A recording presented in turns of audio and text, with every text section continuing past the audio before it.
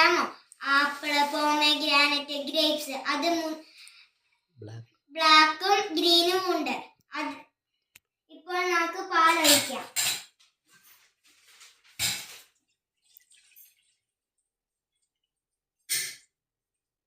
ഇനി ഫ്രൂട്ട്സ് ഇട്ട് കൊടുക്കാം.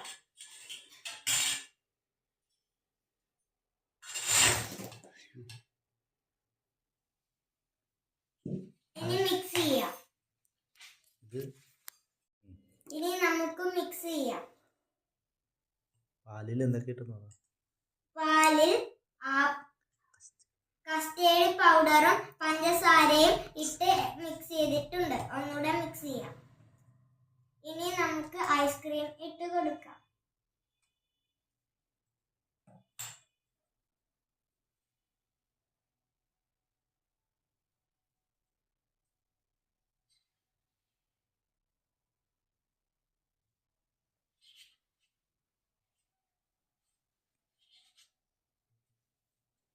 ഇനി നമുക്ക് ഐസ്ക്രീം ഇട്ടിട്ട് നല്ലപോലെ ഇളക്കി കൊടുക്കാം.